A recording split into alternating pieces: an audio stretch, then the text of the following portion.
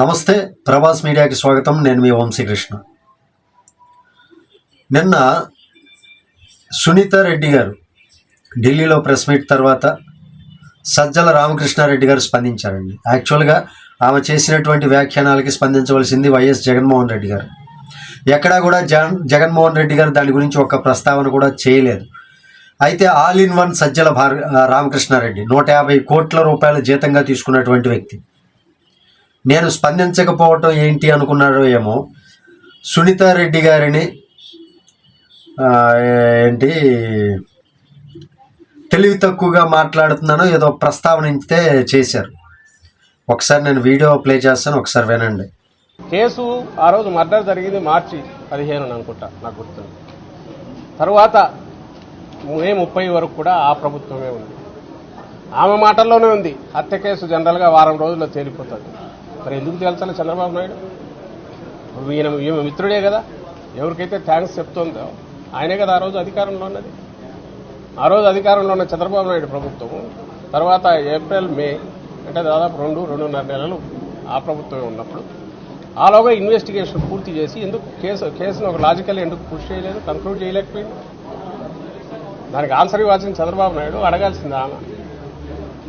తలా తోక లేకుండా, తల చెడిపోయి ఏం మాట్లాడుతున్నామో తెలియకుండా మాట్లాడుతున్నదైతే కాదు. ఈరోజు పూర్తిగా ఒక రాజకీయ కుట్రతో ఆమె అక్కడికి వెళ్ళి ఢిల్లీలో ప్రెస్ కాన్ఫరెన్స్ పెట్టారని అర్థమవుతుంది. ఎన్నికలు దగ్గరకు వస్తున్నాయి కాబట్టి చంద్రబాబు నాయుడు ఉసిగొల్పి ఇంకొకరితో ఇలాంటివి మాట్లాడించడం, ఆయన అస్త్రాలన్నీ ఓటౌట్ తీసుకుని ఏ రకంగా ఇది చేస్తున్నారు, ఇది ఒక ఉదాహరణ మాత్రమే అవుతుంది. ఇప్పుడు విన్నారు కదా, ఈయన ఏం చెప్పాడు?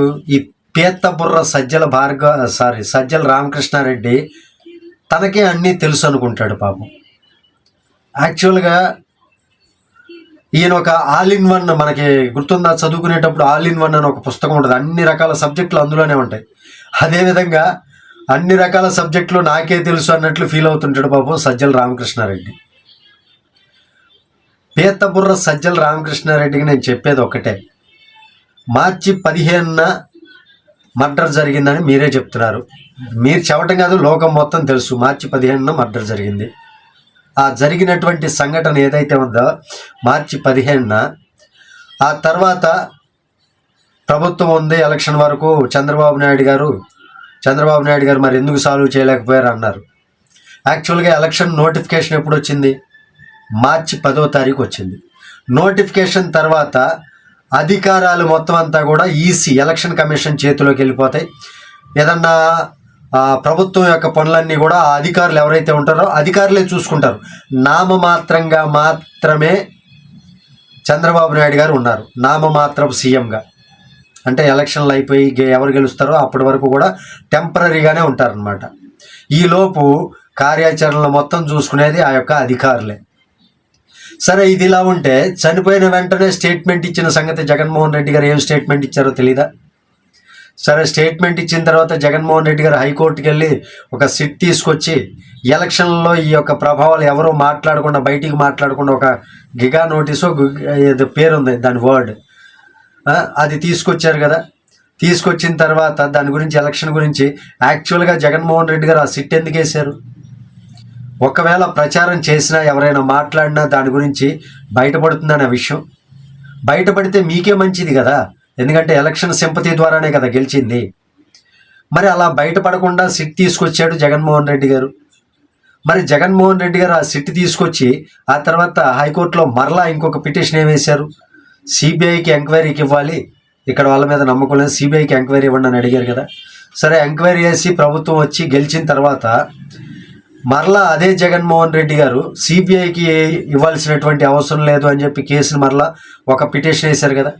మరి ఇన్ని రకాలైనటువంటి అవస్థలు జగన్మోహన్ రెడ్డి గారు ఎందుకు పడ్డారంటావు?